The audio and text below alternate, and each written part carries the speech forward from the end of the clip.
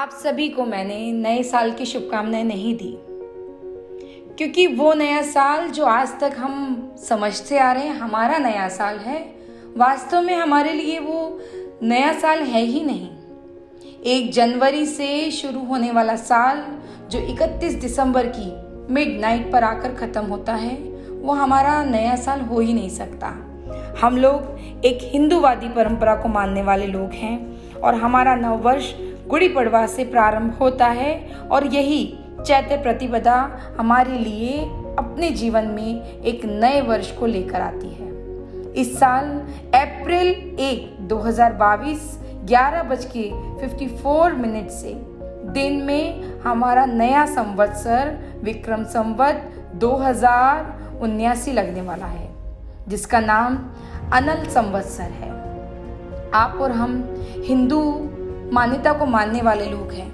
नव वर्ष का प्रारंभ होता है नई चेतना के साथ, और अगर किसी साल के प्रारंभ में ही नव चेतना ना हो तो पूरा साल हम उस एनर्जी को महसूस ही नहीं कर सकते हैं। क्या आपको लगता है 31 दिसंबर की मध्य रात्रि में जो हम लोग एक दूसरे को नए साल की बधाई देते हैं वो परंपरा सही है?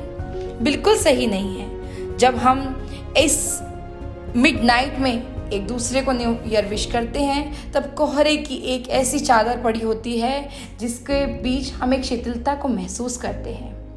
ठीक उसी तरह जब एक साइंटिफिक वे में हम देखेंगे कि हम गुड़ी पड़वा के दिन चैत्र प्रतिपदा को मनाते हुए नए साल का उत्साह को महसूस कैसे करते हैं, तो आपको ये पता चलेगा कि ये एक नई चेतना के जागरण का दिन होता है, नई फसलों के आगमन का दिन होता है, ऊर्जायमान उत्सव को महसूस करने का दिन होता है।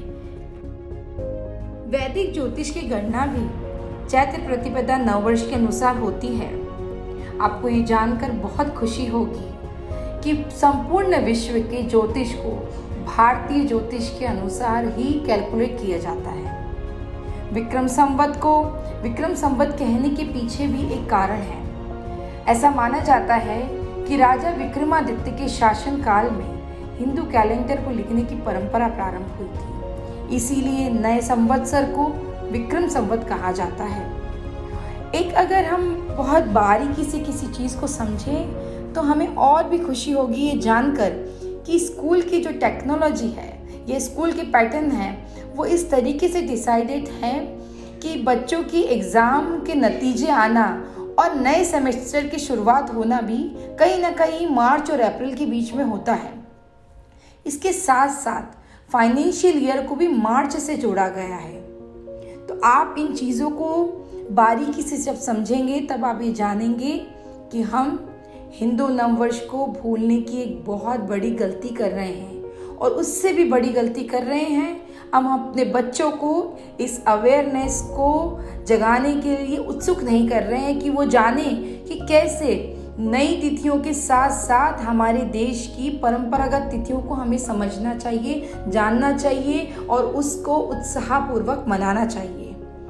आप सभी को एक बात और कहना चाहूँगी कि अगर आप बहुत समय से किसी अच्छी तिथि का इंतज़ार कर रहे हैं तो आपके लिए विक्रम संवत 2079 एक बहुत अच्छा दिन लेकर आ रहा है।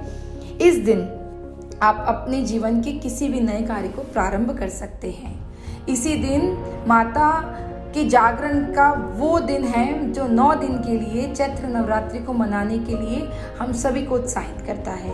माता के आशीर्वाद के साथ ही आप अपने जीवन में इस नववर्ष की सभी खुशियाँ प्राप्त करें, आपके जीवन में नई ऊर्जा का संचार हो और आप उन्नति के लिए आगे बढ़े। मेरी आप सभी को यही मंगल शुभेच्छाएं हैं।